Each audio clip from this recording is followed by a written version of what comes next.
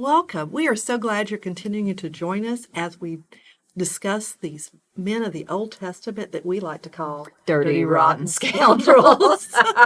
My name is Cheryl, and this is my friend Sherry, and we are United Methodist pastors, and we really enjoy discussing Scripture together. Absolutely. We're Scripture geeks. We're Scripture geeks. And today we're going to talk about one of Sherry's favorite characters, and this is Joseph, and how God goes into the life of this spoiled, rotten brat. And that pretty much sums up Joseph, at least in the beginning of his story. And gives him a life of purpose as a reminder to the rest of us that God can give us a life of purpose as well. Absolutely. So sure. So Joseph obviously is a spoiled, rotten brat. There are reasons for that. He is the son of his father, Jacob's old age. He is the son of his father's favorite wife. He is one of 12 sons, and you talk about a complicated blended family. We've got 4 different mothers. 2 were wives, 2 were servants of the wives. And the big issue is that Jacob is just blatant with his favoritism toward Joseph. He gives him the infamous coat of many colors, and things are not helped by the fact that Joseph really enjoys lording it over his brother.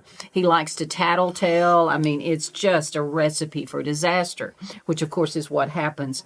He has Joseph has dreams, which we're going to see throughout his story. And in these 2 dreams, his brothers are bowing down to him. What does he do? He tells his brother immediately. So between Joseph's behavior and Jacob's just blatant favoritism, the older brothers, they just basically kind of snap. And they make this terrible decision. They decide to sell Joseph into slavery. They fake his death by dipping that coat of many colors into blood, show it to their father, who is just devastated with grief. And Joseph winds up in Egypt as a slave. Yes. So we've mentioned that he was spoiled. He was also really cocky. Mm-hmm. But apparently he had gifts that actually gave him reason to have confidence in himself. So he finds himself in slavery in Egypt, and he's working for a man named Potiphar, and he is so good that he actually becomes in charge of Potiphar's household. And so he has tremendous administrative gifts and leadership skills. And so he finds himself in charge of Potiphar's household. Potiphar has a wife, and I always think of, well, actually, I think of Joan Crawford because Joan Crawford played her in the Dottie Osmond version Oh, my God. of Joseph. We're not recommending this at this point. No, I actually do recommend Joseph and the Amazing Technicolor Dreamcoat. It actually does a really good job of covering the story. But Joan Crawford plays Potiphar's wife. She really likes Joseph. He's a handsome young man. Handsome young man. Yeah. And when he doesn't appreciate her advances and attention, she accuses him of rape, and he finds himself in prison. Mm-hmm.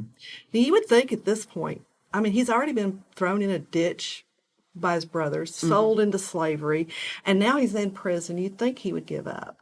And yet it seems that his relationship with God has actually grown. Absolutely. And he continues to have the dreams. Mm-hmm. Only now the dreams are not just about him, they're about other people, and so he starts to be able to interpret other people's dreams. So which is going to become very important later on. And so he gets approached by Pharaoh's baker and butler, and they explain their dreams that they have had, and he actually interprets those dreams for him, and they come true. Yes. And that results with one of them dying, the baker, and the other one surviving. And not only does the other one survive, but he gets released, goes back to work for Pharaoh, forgets about Joseph. Yeah, 2 long years. Forgets about Joseph. And so then one day they're dealing with a famine in Egypt. Mm-hmm.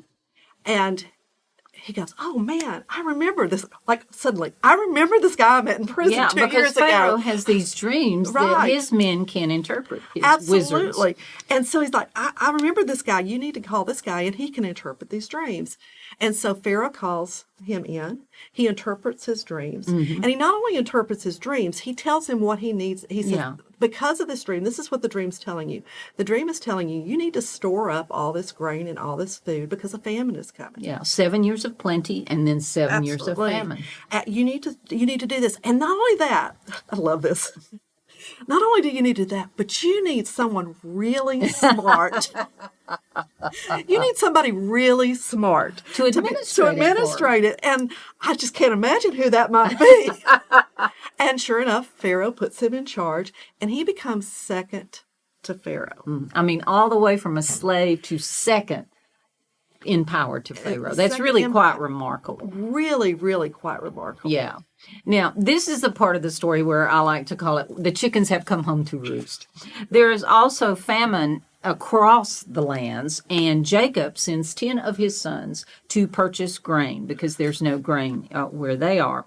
Now, the youngest son, Benjamin, stays at home. When they are brought before Joseph, he recognizes his brothers, but they are clueless. They don't know who he is. And so he kind Think about all that makeup that those Egyptians wore. that's true, and the headdress. He's pretty hostile at this point, and we can understand this. He falsely accuses them of spying. And he uses this false accusation to get more information from them. And he forces them to go back home, get Benjamin, and bring him back.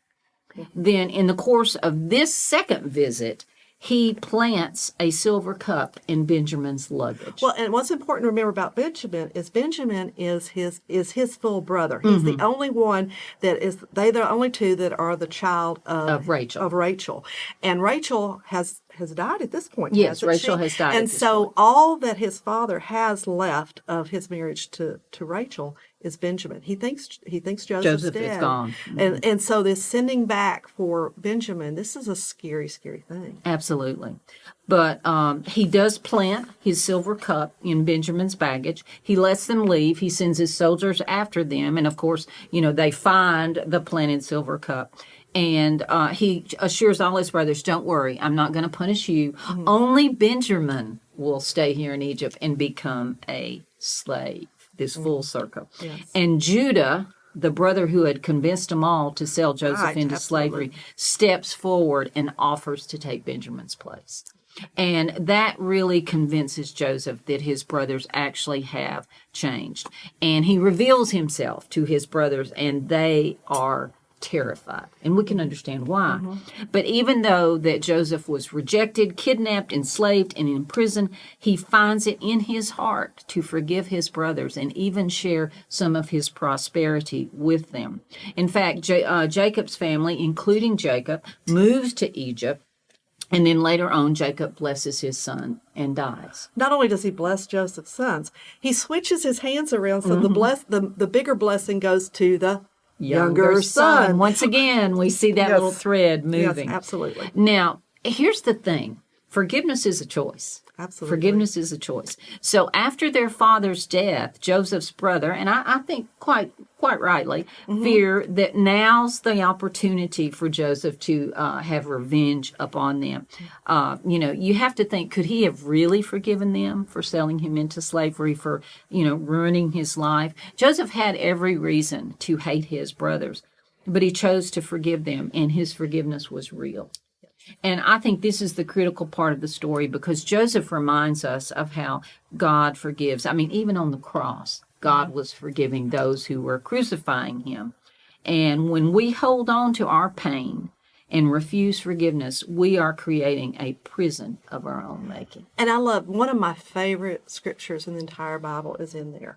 When Joseph is talking to his brothers, when he's extending the forgiveness to them, he says, what you meant for ill. Oh, I love this. God used for good. Mm-hmm. And so he looks back, once again, back to Soren Kierkegaard, we talked last week, that we have to live life forward, but we only understand it backwards. Mm-hmm. And he looks back on his life and realizes that all those challenges that had occurred to him, that God had used them to strengthen him.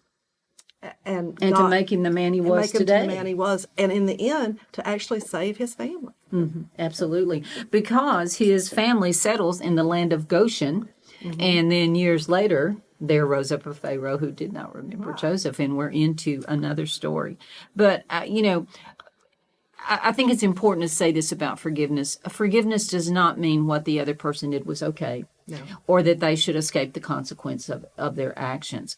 But forgiveness allows us to be free to let go of that resentment and bitterness and allow God to work in the heart of the other person. And it was a process for Joseph. Absolutely. It was not something he easily gave. It was a lifelong process. Forgiveness is not a light switch. No. I always say it's a release.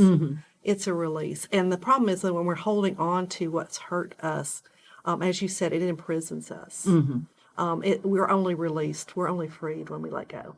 So, an extraordinary story. I mean, we start out with a spoiled brat of a teenager, and we are left with a man who truly understands that to forgive is what God has called him to do. Extraordinary story. Because that's what God does. He grants us a life of purpose. Even if you're a dirty, rotten scoundrel. Even.